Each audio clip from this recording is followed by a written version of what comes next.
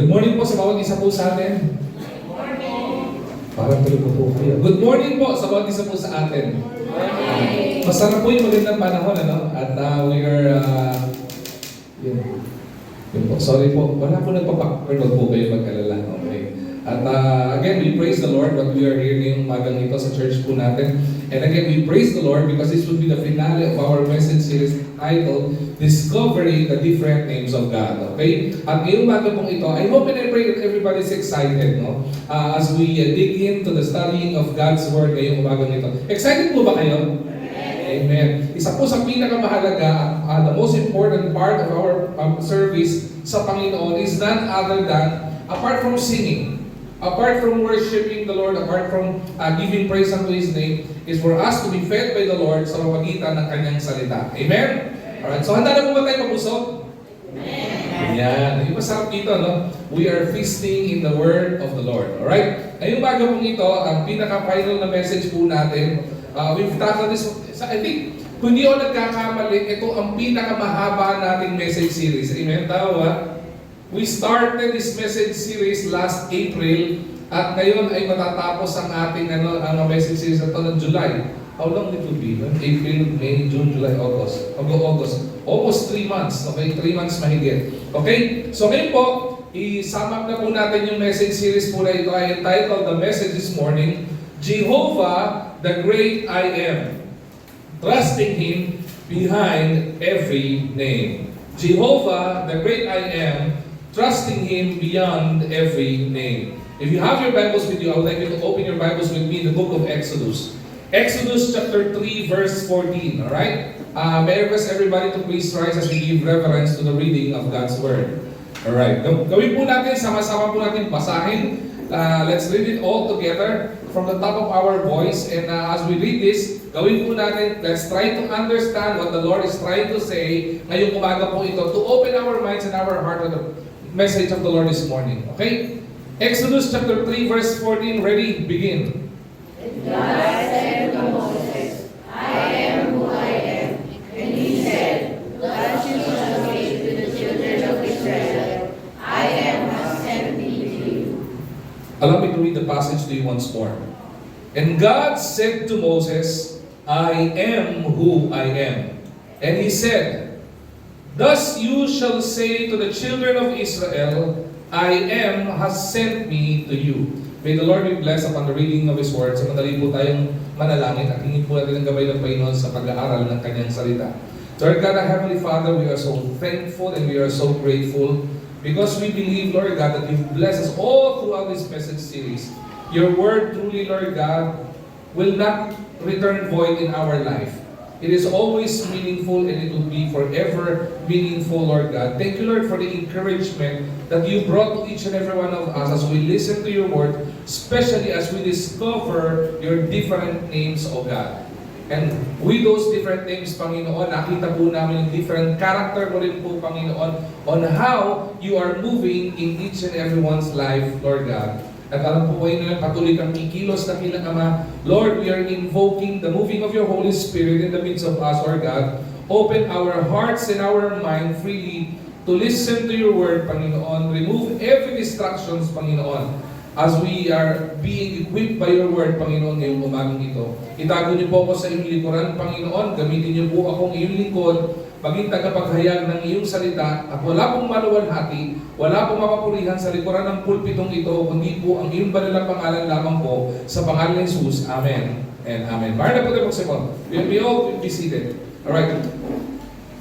There is a young lady, okay? Uso kayo ng storm, no? Meron daw po, uso kayo, may bagyo tayo, and I hope and I pray yung bagyo palabas na. It's actually up north at palabas na po ng Philippine Area of Responsibility. But let me use that storm as an illustration. There was this young little girl, okay, who was awakened because of a thunderstorm. Meron po ba dito takot sa kulog kung bata pa kayo? Meron ba? Anybody? Na kapag ka kumukulog at tumigidlat, takot kayo. At nagtatago kayo sa ilalim ng kumot niyo, you hide under your blanket. Dahil sa kulog. Before, actually, may mga aso. Yung family namin, we fall in love with dogs, no? Meron kaming isang alagang aso na nasa Bulacan. Ang laking aso nito, di ba? Siguro yung aso ko, toy dog yan. Ito talagang guard dog tong aso na to. Pero every time it would rain and every time there would be a thunderstorm, yung aso na yon would run into our CR sa Malolos, magtatago siya doon sa loob ng CR.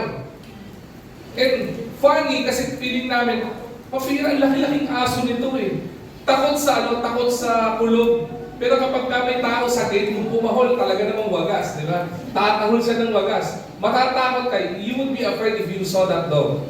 Okay? Kapag hindi ka kilala ng aso na ito, tatahol lang ka ng wagas. Pero isang kulog lang, kahit saan po siya nandun, he would run into our CR, di ba? Doon sa kaloob-looban ng CR, doon siya magtatago. Tapos magugulat na lang kami, after ng ulan, basang-basa siya kasi basa yung CR.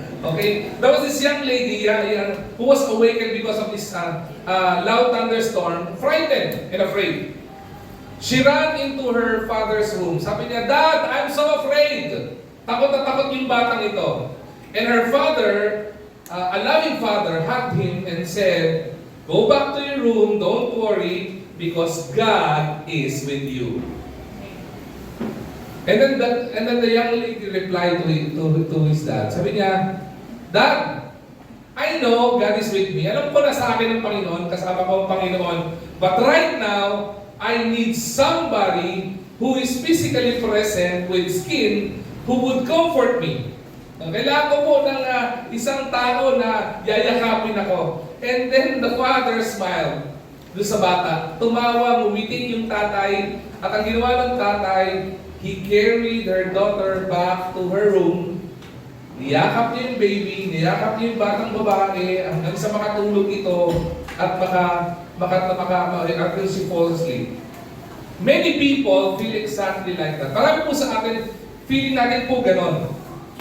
We know God exists. And if I ask anyone from here, do you believe God exists? Many would agree to me and say God exists. Amen? Diba? Sabihin mo, nag-i-exist ang Panginoon. But, apart from accepting that God exists, we wonder if God is really here. May pagdududa tayo, nandiyan ba talaga ang Panginoon? Same. In Exodus chapter 3 verse 14, in the context of Exodus chapter 3 verse 14, okay, same is what Moses experienced with God. When Moses stood before the burning bush, God didn't merely tell him what he could do. He revealed who he is sa buhay po ni Moses. At ang sinabi ng Panginoon, "I am who I am." It is not only an introduction of who God is in Moses' life or in our life. The word "I am who I am" exists not only with the identity of God, but it actually comprises of His promise and promises to His children. Okay? God's greatest promise sa bawat isang tao is not about God telling each and every one of us, "I will solve your problem." Hindi po yun ang pinakamagandang pangako at makapangyarihang pangako ng Panginoon. Kasi sinasabi ng Panginoon, "Ako ang magbibigay ng katugunan sa iyong problema." Though it was promised by the Lord that He can solve our problems and He will solve our problems. Kaya nga sabi ng Bible, "Trust in the Lord with all your heart and lean not unto your own understanding. In all thy ways acknowledge Him, for He shall direct our path." Okay? Pangako po ng Panginoon po yun. But the greatest promise of God is that God solving our problems. The greatest promise of God given to man is that I will be with you. I am who I am. The presence of the Lord. When we know, after knowing, after po natin makilala, we've introduced in this message series the different names of God. Nandiyan Jehovah Jireh, Jehovah Rapha, Jehovah Tsidkenu, Jehovah Nkadesh. Marami pong pangalan ng Panginoon. There are so many names of God. But there is only one God, depicting in so many characters on how He would move in our life. Okay? Makita po natin, when we know who Jehovah is, we can trust Him in whatever life would bring.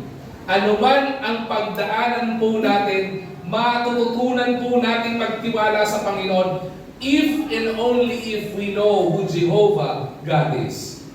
Kaya po mahalaga po itong message series po na pinag-aralan po natin. Hindi lamang po ito para magbigay ng encouragement sa bawat isang pananampalataya. Hindi lamang po ito para tayo ay ma-empower bilang Christians, but for us to really know who God is sa buhay po natin. At sa pagkakataon po ito, same with Moses. The Lord God introduced Himself to Moses. Alright? Kaya po kung makikita po natin, meron pong burning bush. Remember yung tagpo nito sa Old Testament in the book of Exodus. The context of Exodus chapter 3 is that ito yung time po na si Moses was actually with Jethro, his father-in-law, okay, the priest of the Midianites or the Midian, and he led the flock into the backside of the desert in verse 1 of Exodus chapter 3, and came to the mountain of God, even to Horeb. Okay? Andito po si Moses. Remember si Moses, he was groomed to be the next king of Egypt. Remember that, okay? Pero anong nangyari po sa kanya after ma-realize siya kung sino identity niya, kung sino talaga siya, anong nangyari sa kanya? Pumunta siya sa malayo, pumunta siya sa ilang. Okay, at dito po niya nakatagpo ang Panginoon. Short ko lang po yung story because sa Sunday School, tinuturo naman po yan. Very interesting story of Moses. Pero isa sa pinakamagandang tagpo ng buhay ni Moses was when he met the Lord God. Paano po niya nakita po ito sa pamamagitan ng isang burning bush? At ang sabi ng Panginoon sa kanya, nung nagulat siya, ang gusto gawin ni Moses dito, he want to fall back, gusto niyang umalis. Sino man ang makakita ng isang bush na nagliliyab, na nagsasalita, matatakot siguro kayo, di ba? You would be scared. At ang salita ng Panginoon, tinawag iningkayag ng Panginoon si Moses to come closer. But before he come closer, ang sabi ng Panginoon kay Moses, Moses, remove kung ano man ang suot ng iyong paa because you are standing in holy ground. Ibig sabihin, when you are in the presence of the Lord, that place is a holy ground. Okay? So nung kinatagpo po niya to, Moses was so amazed. Bakit po? He seen a bush burning but never consumed. Hindi po nauubos. Pero habang lumalagablab yung burning bush, nagsasalita ang Panginoon sa kanya. Ano po ba yung sinasabi ng Panginoon dito? Ang utos ng Panginoon kay Moses is to go back to Egypt. The Lord commanded Moses to go back to Egypt and free His people, the Israelites.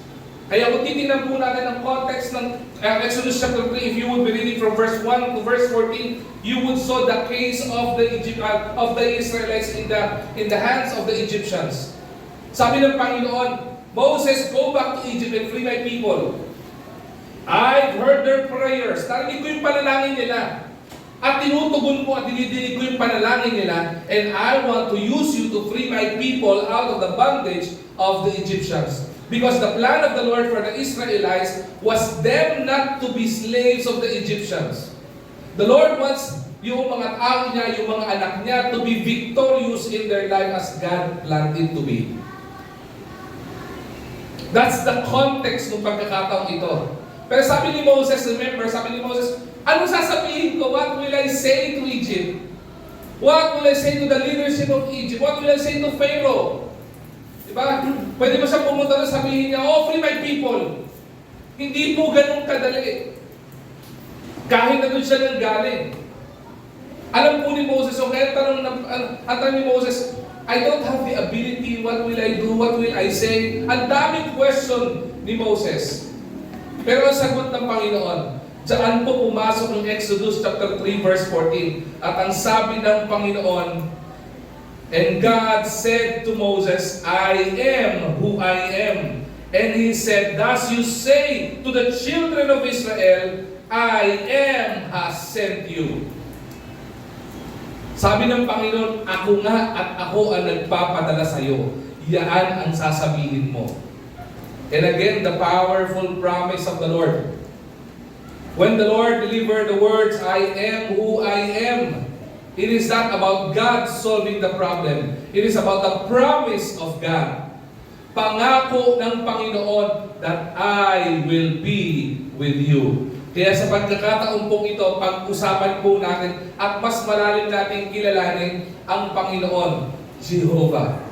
To others, He would be known as Yahweh. Okay? Pero pinag-usapan natin as Jehovah. Yahweh and Jehovah are the same. Yahweh, Jehovah, God are the same. Isa lamang po sila. 4 na bagay lamang po ang gusto ko pong i-share sa inyo. 4 points I want to share, and I hope this would give a conclusion to the message ngayong pong buong buwan o 3 buwan na pinag-aralan po natin ang mga characters ng Panginoon. And allow me to share it with you ngayong bagong ito. First, Jehovah is present. Our God is ever present. What does Exodus chapter 3 verse 12 says? Certainly I will be with you. Anong ibig sabihin ng Jehovah is present? He is always with us. Lagi po natin siyang kasama wherever we go. Pumunta ka sa trabaho, kasama mo si Lord. If you go to school, kasama mo si Lord. If you go to your house, kasama mo si Lord. If you travel, kasama mo si Lord. Kahit saan tayong sulok ng mundo, kasama natin ang Panginoon. He is always with us and He will forever be with us. Before God promised victory to the Israelites, the first promise of the Lord to His children and to His people is His presence. Kabahagi po ng pagiging victorious ng isang mananampalataya ang presensya ng Panginoon. So if we want to be victorious in our life, we need to accept that we need the presence of the Lord. Everybody wants to be victorious. Everybody wants to be successful in whatever aspect of our life. Kung yun ang gusto po natin sa buhay po natin, malinaw po ang pangako ng Panginoon na kaakibat o kasama ng pangako ng Panginoon ay yung presensya niya. Victory in every battles of our life means the presence of the Lord. That's the very main reason why even up to this very point in time, the Israelites were never defeated in the battle. Alam niyo ba yun? In the history of Israel, never have been defeated in any type of battle. You know why? Because they were the chosen generation of God. And being the chosen generation of God, the presence of the Lord is with them. Alright? Mahalaga po yung bagay po nito. At kung titignan po, if you will study further with regards to Moses, Moses focuses on his weakness or his weaknesses. Di ba? Sabi niya sa Panginoon, he was being sent by the Lord to Egypt to free His people, the Israelites. Pero ano nakita po ni Moses? Sabi ni Moses, anong sasabihin ko? I don't have the ability. What will I say to the leadership of Egypt? Diba? Minaliit niya yung sarili niya. If Moses looked at his weaknesses, the focus of God is totally different. Bakit? People focuses on our weakness, but God focuses on His presence. The answer to Moses' fear, wasn't, you can do it. Hindi po siya in-encourage ng Panginoon. Sinabi niya, huwag ka mag-alala, kaya mo yan.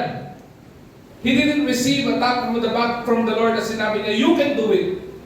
The answer of the Lord with Moses is the greatest encouragement a man could ever have from God. Alam niyo po kung ano yun? I will be with you. Diba? Matatakot ka pa po ba? Will you be afraid if you would realize that the King of Kings and Lord of all, the Lord of Lords, and the Creator of heavens and earth would be with you? Imagine yung bagay po na yon. Hari ng mga hari, Diyos ng mga Diyos, ang pinakamakapangyarihan sa buong sanlibutan, ang pangako sa iyo, hindi ikaw nasabihin na kaya mo yan. Go with the battle. Hindi ganun. Sabi niya, sasamahan kita. I will be with you. God or Jehovah is present. Jehovah is not simply the God who was. He is Jehovah, the God who is. Anong pinagkaiba ng dalawa? Was, kapag ka po mga nag-aaral ng English o ng English, ang ibig sabihin po ng was, it was a past tense. He was never the God of past tense. He is Jehovah who is. He is the God who is in our present life, and He is also the God of our future. So when we are facing so many uncertainties in this life, if we are facing illnesses, karamdaman, or any pressures of this world, if we are feeling the failures of this world, or if we having financial struggle in this world, or maybe meron kang spiritual challenges or spiritual battle in this world, you need to understand the greatest encouragement of the name Jehovah God. And that is Jehovah is present. He is always with us. And with that, let us remember that God's presence is greater than your problem. Ulitin ko po God's presence is greater than your problem. Pwede ba natin gawing personal yon? Sabihin natin, God's presence is greater than my problems. Pwede ba sabihin yon? Declare nga po natin ngayong umagang ito. Sabihin natin, God's presence is greater than my problems. Purihin po ang Panginoon. Diba? Napakalaki at higit na mas malaki ang Panginoon sa kahit anong pinagdadaanan mo. I don't know the reason why you are here. Maybe you're a visitor right now, and I don't want to put you in a hot spot. But this is not an accident for you to came to church. Or maybe you came to church, meron kang pinagdadaanan, may problema ka, whether sa trabaho, whether sa eskwelahan, o sa kamag-anak, o may pinagpipray kang kamag-anak, o may problema ka, whatever problems it would be. You need to remind yourself of Exodus chapter 3 verse 12, ang pangako ng Panginoon to each and every children and beloved children of God, certainly I will be with you. God's presence is greater than our problems. Second, Jehovah is not only present. Let's put the point a notch higher. Okay? Jehovah is permanent. Ano po sabi sa Exodus chapter 3 verse 14? I am who I am. Ang pagka-Diyos ng Diyos ay kailanman hindi magbabago. He will never ever change. Have we ever asked this question? Who can I really depend in times of, sabihin natin, everything in this world changes? Okay? Who can I really depend on when everything around me changes? Bakit? Sabi mo ng karamihan, the only consistent thing in this world is change. People change, our physicality change, circumstances change, situation change, nagbabago po ang sitwasyon, economy changes, nagbabago, okay, economy natin, and even our health change, okay, nagbabago ang ating kalalagayang pampisikal, di ba? Tumatanda tayo, kumukulubot, kumuputi ang buhok, di ba? At kung hindi magpuputi ang buhok, nawawala ng buhok, di ba? Nagbabago, everything change, okay? And even relationship change. Nagbabago po ang maraming bagay, but I tell you one thing, but there is someone in this world who never changes. Alam niyo kung sino po yun? Sinagot na po ng Exodus chapter 3 verse 14, I am who I am, because God never changes. The answer is found in God's most personal name, Jehovah, Yahweh. I am who I am. God didn't say, I was. Hindi sinabi lang, I was. Ang sabi, nor di sinabi lang, I will become. Hindi po sinabing gano'n. Ang sinabi dito is simply, I am. Diba? Hindi niya sinabing, I was. Hindi ako yung Diyos dati. Hindi ako yung magiging Diyos. Hindi yung sabi niya. Ang sabi niya dito, ako nga. Everything in life changes, but Jehovah would never ever change. Jehovah will never ever change His character. Jehovah will never ever change His promise. When the Lord gives a promise, rest assured it will be fulfilled. Kaya po maganda umukuha ng pangako sa Panginoon. Kasi pag nagbitaw ang pangako ang Panginoon, kailanman po hindi napapako. Kapag ka po marami nangako sa atin, most of the time what would happen, di ba? We would be frustrated. Because a lot of promises were broken. Pangako sa pamilya, pangako ng trabaho, pangako ng promotion, marami nagbabagong pangako. But when the Lord gives a promise, He will never ever fail giving and fulfilling that promise. Hindi lamang po yung character na will never change, hindi lamang promises will never change, His love for each and every one of us will never change. Hindi magbabago. The love of God will never fail. The love of God will never ever fail. That's how loving the Lord is. Even His holiness, even His faithfulness will never ever change. Marami po mga mananampalataya, nagbabago ang pananampalataya sa Panginoon. Kapag ka nagkaroon ng problem, minsan tumatalikod tayo sa Panginoon. I hope and I pray that we won't do that. Na pagka nagka-problema tayo, tumatalikod tayo sa Panginoon. The more that there will be trials in our life, the more we need to be closer to the Lord. Pero hindi po maiiwasan kapag ka po may mga dumadang problema sa atin, tumatalikod tayo sa Panginoon o nangihina ang pananampalataya na our faith weakens. And most of the time, even our faithfulness was affected. Our faithfulness to God was affected by those problems. But listen to this carefully. The faithfulness of God never changes. And He will remain forever.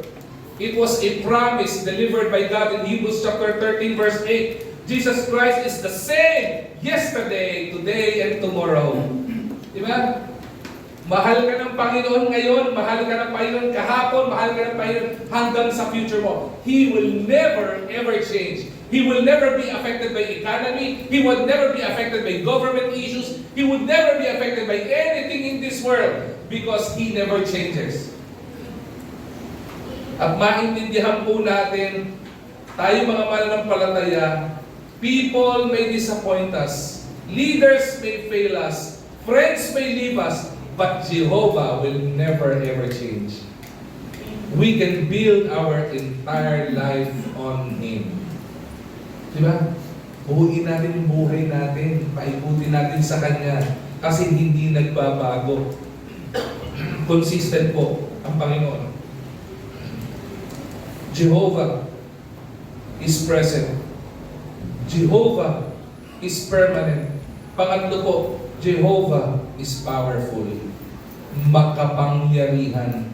Exodus chapter 6 verse 6 to 7, I will bring you out. Remember, the greatest promise of the Lord is not about solving the problem. It is about the presence of God. At kung sinabi ni Moses, sinabi lang kay Moses, go to Egypt, pakawalan mo, palayain mo yung mga anak ko na naalipin sa mga taga-Ehipto, anong gagawin mo? Habang pinapalaya mo sila, ang sabi ng Panginoon, I will bring you out. Hindi sinabi ng Panginoon, Moses, you will bring my people out. Moses, I will bring you out. The presence of the Lord is the solution to the problem. Alam niyo kung bakit? Because God, Jehovah, is powerful. He accomplishes what He promises. Tinatapos niya at gagawin niya kung anuman ang pinangako niya. The God who introduced Himself as Jehovah later provided His name. He delivered Israel as it was promised. He split the Red Sea nung inahabol sila ni Pharaoh.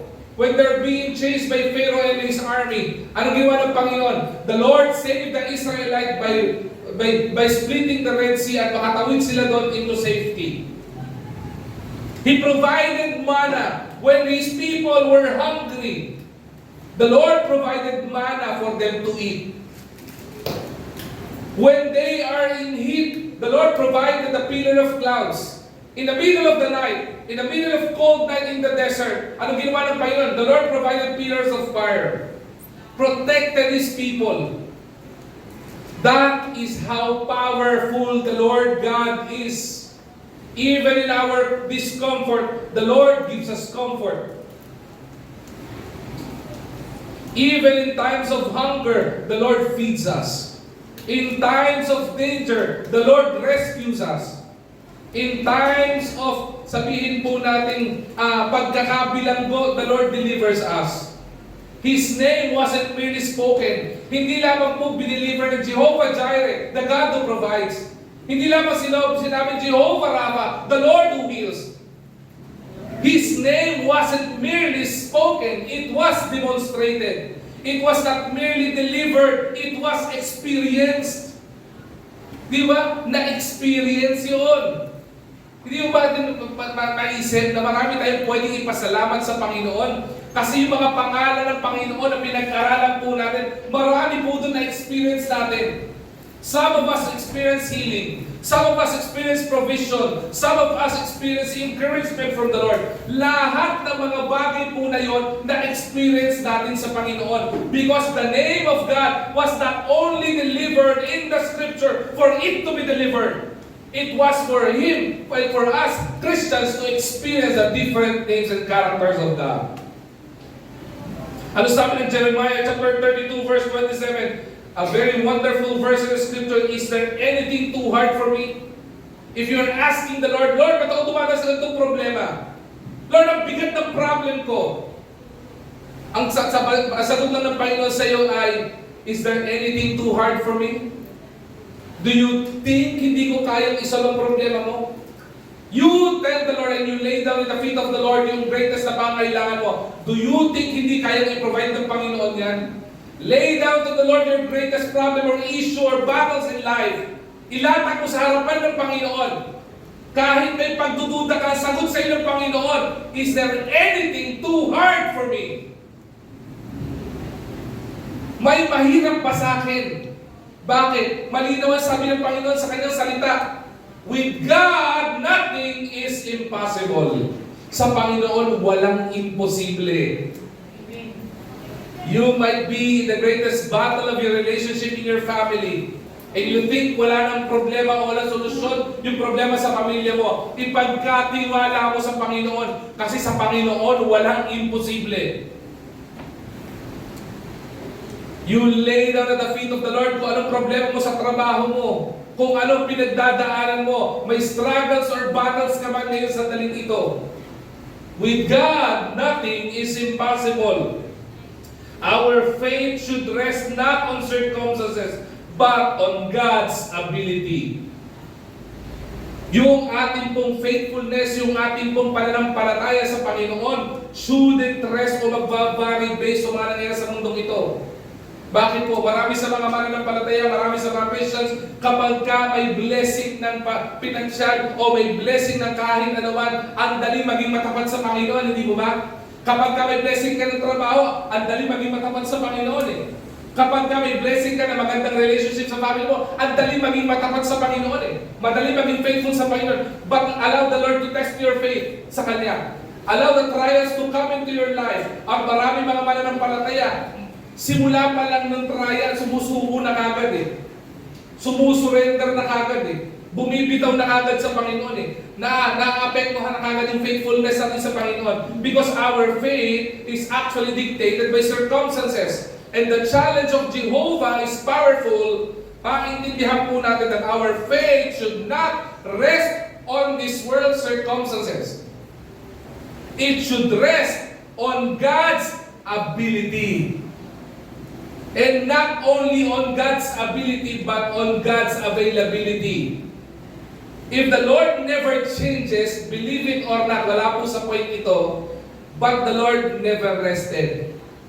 In the Scripture, isa lang ang pagkakataon na basa ko na nagpahinga Panginoon. Alam niyo kung saan? In Genesis, after the creation. And God rested.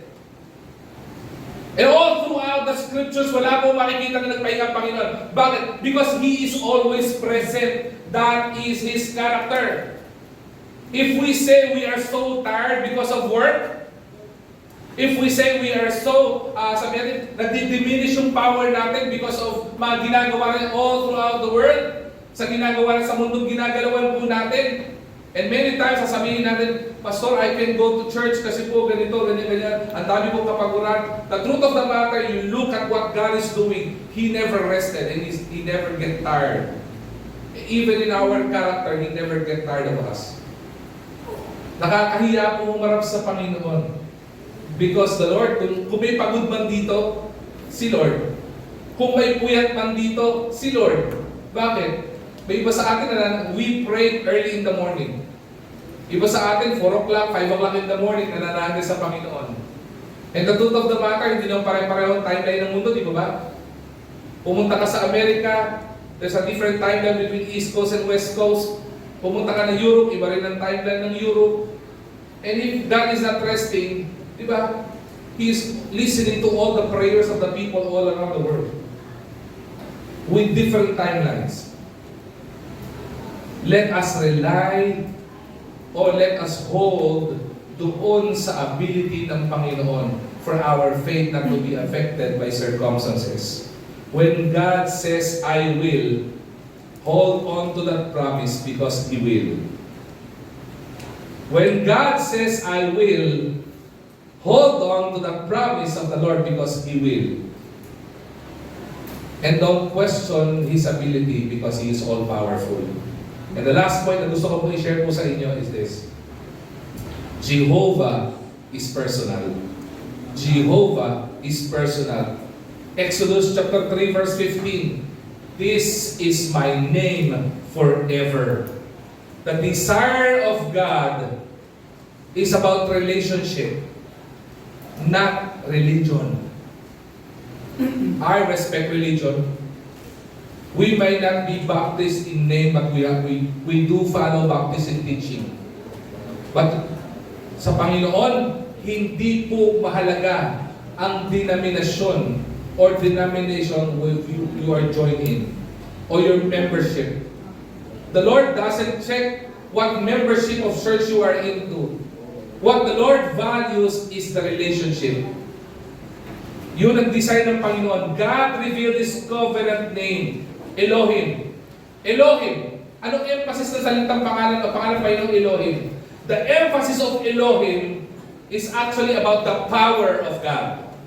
But Jehovah, Yahweh, emphasizes on relationship. Kasi mahalaga sa Kanya yung pakikipag-ugnayan. Mahalaga sa Kanya yung mararamdaman Kanya. Mahalaga sa Panginoon yung nararamdaman Kanya. That is how loving God is. And just to share with you, sabihin natin konti, expound natin ng konti ito. Kaya nga po, si Jesus Christ pumunta sa lupa. That's the very main reason why Jesus Christ came to earth to save each and every one of us. Because believe it or not, Romans chapter 3 verse 23, for all have sinned and come short of the glory of God. At alam na po natin ang kabayaran ng kasalanan ay kamatayan. At yan ay hindi ordinaryong kamatayan, kundi yan ay kamatayan sa impyerno. Ibig sabihin po, because of our sin, or because the sin was imputed unto man, from the time memorial na nagpumasok ang kasalanan sa mundong ito, we are all hellbound. Each and every one of us are hellbound. And because of the loving kindness of God, because of the love of God, anong ginawa ng Panginoon? Jesus Christ came from heaven to earth to redeem us from all our sins and our iniquity. For His beloved children, tayo mga anak ng Panginoon, created in the image and likeness of God, wouldn't be hellbound. Ganun po ang pagmamahal ng Panginoon. And come to think of it, if Jehovah is powerful, if Jehovah God is all-powerful, and He created the heavens and the earth through His words. Remember, when God created the heavens and the earth, hindi po siya maraming ginawang kung ano-ano. He uses only words. When God created the heavens and the earth, sinabi lang niya at nagkaroon ng heavens and earth. When God created the light, sinabi lang niya na magkaroon ng ilaw. Sabi niya, let there be light, and there was light. Diba? And all the creeping creatures in this world, create ng Panginoon through His word. Isa lang ang create niya ng hindi. Okay? Sa magitan ng salita lang. Humans are personal in the sight of God as part of His creation. Why? Ang ginawa ng Panginoon, He went into the ground, He get a clay, He molded into His image and likeness.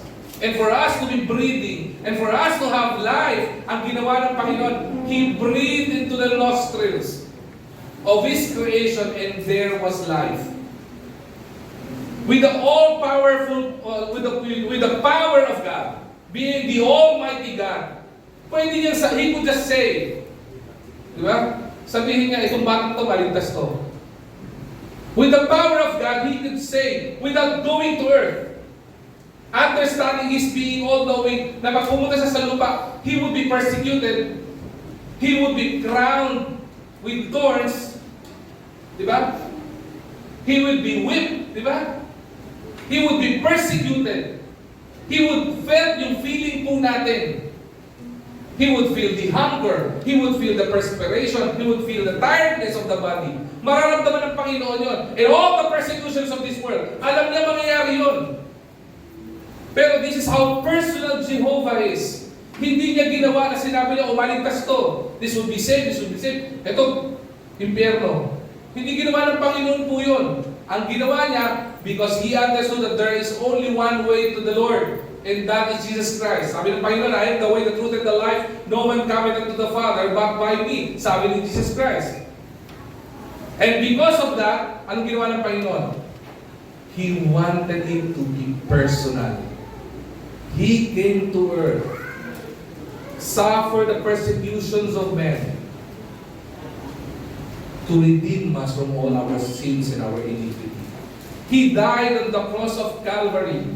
He never deserved to die on the cross of Calvary. He was crucified in the cross of Calvary together with two robbers. The Lord, our Creator, the King of Kings and Lord of Lords, doesn't deserve that. Jesus Christ doesn't deserve to be mocked. Hindi niya deserve na ma-accuse ng mga bagay na hindi niya ginawa. He doesn't deserve na papiliin kung sino papalayain, yung magnanakaw o siya. He doesn't deserve that. But He carries all of that. You know why? Because God loves me and God loves you so much. Ganun ka kamahal ng Panginoon. Ganun po tayo kamahal ng Panginoon. That is how personal God is in our life. And even up to this very point in time, He is personal in your life. Because as we worship the Lord, as we listen to the word of the Lord ngayong umagang ito, this is what I believe the Holy Spirit is here, listening and watching over us, taking care over us, being with us every time. Because Jehovah, our God, focuses on relationship. He wants to be personal with you. He doesn't want you to know Him by His name that He is your God. He wants you to experience who God is in your life. Sino ba talaga ang Panginoon sa buhay natin? He wanted Israel to know Him personally, not merely to fear Him. Gusto po ng Panginoon na hindi lang tayo matakot sa Panginoon, but to have fear with reverence because we want to be personal. John chapter 10 verse 14 says, I know my sheep. I know my sheep. Kilala ko kung sino ang mga tupa ko. The Lord personally know who you are. Even the numbers of your hair, He do know. Maybe you're crying in tears right now because of what you're going through. The Lord knows. Maybe you're persecuted right now. The Lord knows. If you think you're abandoned right now, the Lord knows. Maybe you are sick right now physically. The Lord knows. Maybe you are down spiritually, discouraged ka. The Lord knows. And He is personal because the Lord says, I know my sheep. Kilala ko sila. Kilala ko sila. And as an application to this point that God is personal, Christianity isn't about knowing facts about God. Ang sarap mapakinggan, ano? Ang dami natin natutunan. I received a lot of feedback from our message series. Sabi na ibang feedback, ngayon ko lang po narinig yan. Sabi ko, matagal na po nakasulat sa scripture yan. Ngayon ko lang narinig yung pangalan na yan. But I tell you, if this would be the first time you heard the names of God, I tell you, the Lord doesn't want you to know facts about God alone. What the Lord wants is about you knowing God Himself. He wants to be personal with you. Gusto niya ma-experience mo siya sa buhay natin. And Jehovah right now is still in the invitation to the people into a personal relationship with Jesus Christ. The Lord keeps on knocking at the hearts of the people. He is knocking at your heart right now and telling you it would be better for you to have a personal relationship with me rather than knowing my name alone. Ang ganda po na malaman natin yung mga iba't ibang pangalan ng Panginoon, but the Lord is knocking at the doorsteps of your heart. The question is that, are you willing to open your heart to God? Ready ka bang buksan ang puso mo para sa Panginoon, para magkaroon kayo ng personal relationship sa Panginoon? Pastor, what is the importance of having a personal relationship with God? Is it vital to have a personal relationship with God? I tell you yes. And bluntly, I would say yes. It is important not only for our present life, but for our future life. Kaya po kailangan ng salvation. Remember what I've told you, because of sin, the Bible says there's punishment dahil sa kasalanan. And because of that sin, we will all go to hell. And I tell you, kahit ikaw pinakamayamang tao sa mundong ito, na kaya magpagawa ng space shuttle papunta sa outer space, hindi aabot yan sa kalawalatian ng Panginoon. Even your name is Elon Musk and you can create a space shuttle to go to the outer space, it will never ever reach the glory in the heavens of God. The Bible is still clear that we need Jesus Christ in our life because He's the only ladder up towards the heaven. The question is, if we die right now, sabi po natin kanina, the only certain in this world is change. Everything changes. Even the scientists would attest to that. There's a law of thermodynamics. Everything changes. Yung damit mong bago, laban mo na ilang beses, maluluma yan. Yung cellphone mo, maluluma yan. Every November, pumunta ka sa cemetery. In the cemetery, you will find a different kinds of coffin. O nicho. Makakita tayo may ibang nicho. May maliit, may malaki, may mataba, may payat. Di ba? May nakatayo, may nakalubog. Iba-iba. Iba-iba yung makikita po natin mga nicho. Alam niyo bakit? It only shows that death is about to come. Hindi lang po sigurado kung kailan. Maaaring may iba sa inyo mamaya. Huwag naman sana, pastor. Maaaring may iba sa atin bukas. We don't know. Only the Lord knows. Diba? But there is one thing that you can assure right now in the presence of God, and that is salvation. Because Jehovah wants to be personal with you. You know what's the hardest phrase you would ever hear from the mouth of the Lord? When you come to heaven, when the time comes that we'll go home to the Lord and we are about to enter the gates of heaven, and as we are about to enter the heaven's gate, as the look at the book of life, as the Lord looks at the book of life, makita ng Panginoon that your name is not listed there. At ang masakit, sinayo sa Panginoon, Lord, I know you. Lord, every Sunday I go to church. Lord, every Sunday I give an offering. I give my tithes. I give everything. Lord, I'm using my talent for ministry. But faithful ako, Lord. But your name is not listed there.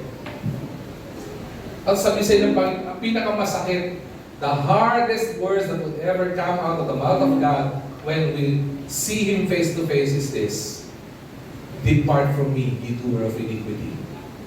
I never knew you. Yun ang pinakamasakit. Yung sabihin ng Panginoon, I never knew you. But the truth of the matter, majority of the people would say, I know God. But the question is, do God knows you? But I tell you, God, Jehovah, wants to be personal with you. He doesn't want you to know Him alone. He wants you to have a personal relationship with Him. Tingin ko, ayaw din naman ng Panginoon yun eh. The Lord doesn't want to deliver those words to people. Yung sabihin niya, depart from me, you who are of iniquity. He doesn't want that. He even came to earth to rescue us and to redeem us from all our sins and iniquity. Where does the problem lies? Saan nagkaroon ng problema? Alam niyo po kung saan? Sa atin. Because we fail to open our hearts to have a personal relationship with God. Sana po hindi po maging ganon ang kaso ngayong umagang ito. This may be your chance for you to have a beautiful, glowing, and growing relationship with our Maker. Jehovah is present.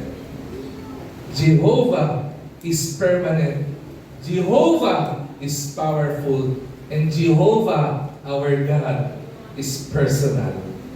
And as I conclude this message this morning, as we conclude this message series ngayong umagang ito, maintindihan po natin that the main context of this message series is not this message series to have and to bring encouragement to each and every members. But it boils down to one word. Alam niyo po kung ano yun? Trust. That we would learn to trust the Lord our God with all our hearts and not to lean on our own understanding. Why?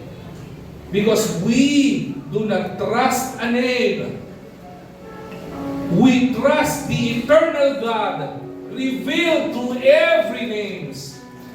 Ulitin ko po. We do not trust a name. We trust the eternal God revealed through every name. Ano pong ibig sabihin nito? Throughout the message series, we've discovered the different names of God. Some was blessed because you've known Jehovah Jireh, the God who provides. Some of us experience Jehovah Rapha, the God who heals.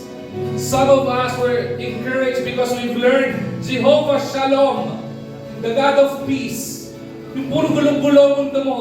And then suddenly the Lord will appear to you in His presence and He will bring peace in you and in your life and in your family. We've learned who Jehovah Nissi is. Jehovah God, our banner. Jehovah Sabaoth, the Lord of hosts, the Lord our protector. Jehovah Rohi, the Lord who is our shepherd, the Lord who leads us. Jehovah Shammah, the Lord who is always there and who is always present. Jehovah Mekodishkem, the Lord who sanctifies. Each and every name that was delivered at the back of this pulpit is so beautiful in every aspect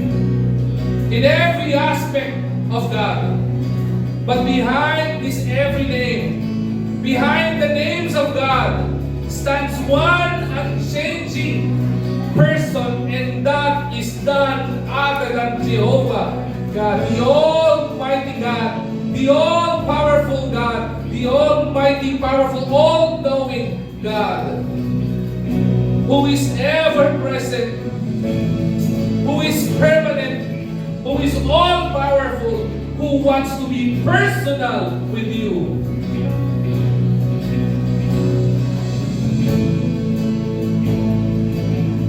The names of God describe what He does. Jehovah tells us who He is. The question is, are you willing to open your heart to Jehovah God our God para maging Lord and Savior ng buhay mo. There was this young boy, and I'm about to end. Isa pong batang lalaki, he was brought by his father to a museum full of artistry. A lot of expensive painting was actually posted on the walls of that museum. And the tour guide was explaining, in-explain niya about painting, and yung painting ito, na-create ito. This was the meaning of this painting. How beautiful it was. Full of colors, full of meaning, so many wonderful artistry. But the boy listened politely, but wasn't very interested. Okay lang, parang, oy, ganda. But he was not so much interested. There's so much interest in that boy looking at that painting until he noticed one thing during that exhibit. Alam niyo po kung ano yun? He noticed an elderly man smiling at his father, shaking the hand of his father, hugging his father. And the son asked, "Dad, who is that man?" Sabi niya, "Tay, sino po yung kinabayan niyo?" And the father stood in front of his son and said, "The man who shake my hand is actually the creator of all those paintings you saw. This is the artist who painted all these paintings." Suddenly, every painting became very meaningful in the sight of that young boy. Alam niyo kung bakit? Because the boy knew the artist. Marami po sa atin ganun eh. Marami sa ating Christian, we are so amazed of the miracles of God. Oh, how beautiful the Lord is. Oh, how wonderful the works of the Lord is. Oh, how beautiful when the Lord performs His miracle. When the Lord heals the sick. It was so amazing in the scripture. When one of His disciples walked on water, defying the law of buoyancy, it was a miracle performed by God. It was so amazing, even a child would be amazed and would be in awe of the amazing works of God. But what the Lord wants is not for you to listen and for you to know the different miracles of God. He wants you to experience those miracles because He wants to be personal with you. He wants you to be part of His family. But the greatest privilege is to know the person behind the blessing of every name. Yung makilala mo siyang personal sa buhay natin. And as we end, sabi po natin, we don't trust a name. We trust the eternal God revealed to every names. Isa lang po ang Panginoon, pero napakadami niyang pwedeng gawin sa buhay natin. Maybe you are here right now and you need provision for your family. He is Jehovah Jireh. Maybe you are here right now, or maybe you are praying for somebody who is sick. Jehovah Rapha exists. He is the God who heals.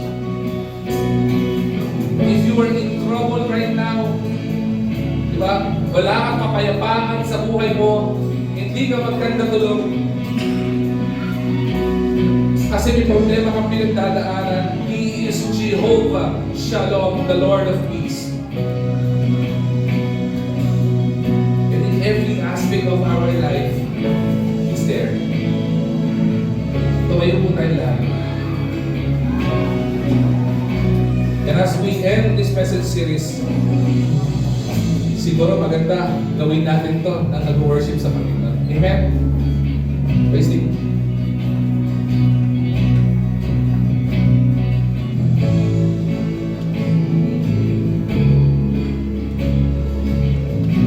Join us as we worship the Lord.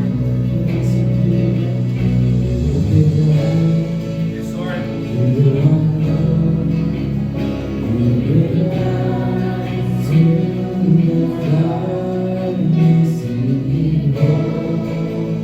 You restore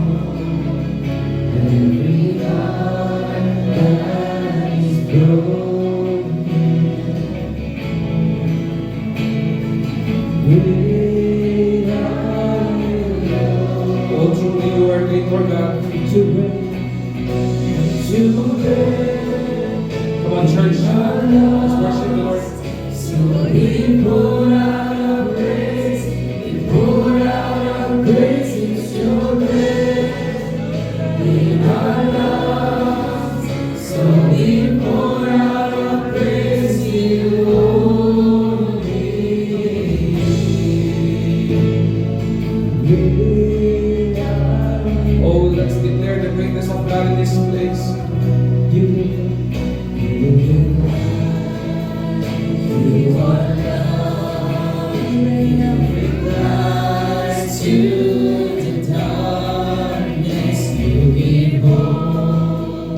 As we worship the Lord, maybe the Lord is talking to you right now. Kinakausap ka ng Panginoon. For you to thank God for all that He has done in your life. Maybe you are healed because of your sickness. Why don't you come in front and thank the Lord for being the Jehovah who actually heals your illnesses? Come on, church. Maybe you are in the greatest need of your life, and the Lord provided, and you want to thank the Lord. Why don't you come in front and worship the Lord and give thanks unto the Lord? Come on, church. Let's worship the Lord. So we pour out our praise to you, you reign in our lives. So we pour out our praise, we pour out our praises to your reign in our lives. So we pour out our praise to you only.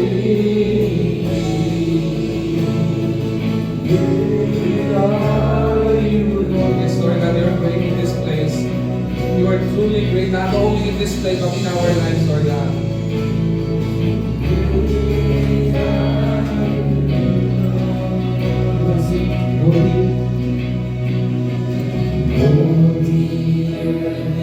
Come on, church. Declare it to the Lord. Come on, church.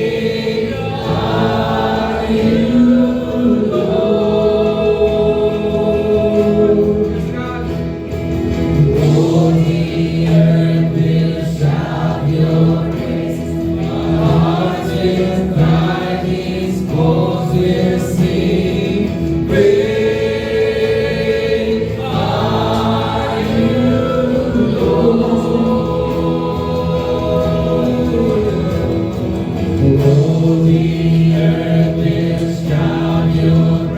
Sing it aloud. Come on.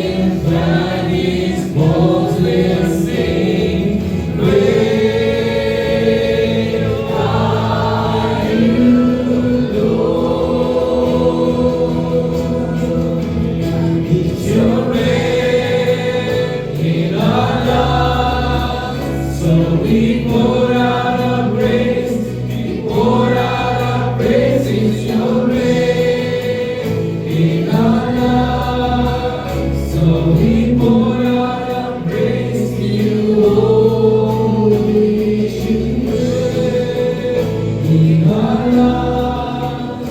So we pour out our praise, we pour out our praise in your name, in our lives. So we pour out our praise to you,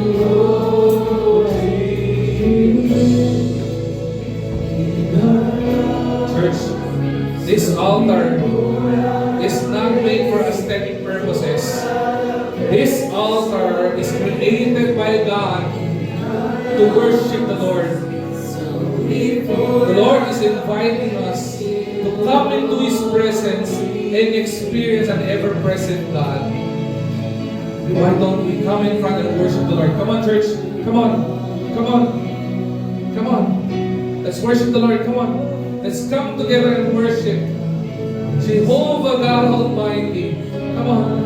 Come on. Come on. Oh, we praise you, Lord God, in this place.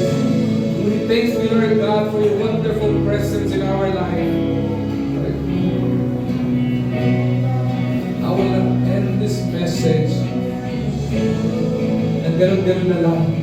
The Lord is inviting you right now to open your heart to have faith in Him. He wants to be personal with you. Why don't you pray and accept the Lord right now? Sabi mo sa Panginoon, Lord, thank you, Lord God, because you've been personal to me. And I'm opening my heart. I'm full of sin. Puno-puno ko ng kasalanan. Forgive me, Lord God. Pumasok po, Panginoon, kayo sa buhay ko bilang sarili kong tagapagligtas ng aking buhay. And if you follow that prayer of acceptance, the Lord says, I know my sheep. At ang pangako ng Panginoon is not only His presence. Ang sabi ng Panginoon, but as many as received Him, to them gave me power to become the sons of God. Ginawa kang anak ng Diyos. That is how personal God is in your life. Let us pray. Majority of the people who came here in front came here to worship the Lord. You are giving thanks. Hindi ko alam kung ano gusto mo ipasalamat sa Panginoon. Only you and the Lord know what it is. Lift up your praise unto the Lord and say, Lord, I thank you. Lord, I worship you. Lord, I give you praise. Lord, you are worthy of all the praise, Lord God. Thank Him for all the blessing. Thank Him for all what He has done in your life and all the things that He will be doing in your life pa po. At ngayon sa daling ito, let's continue to glorify the Lord.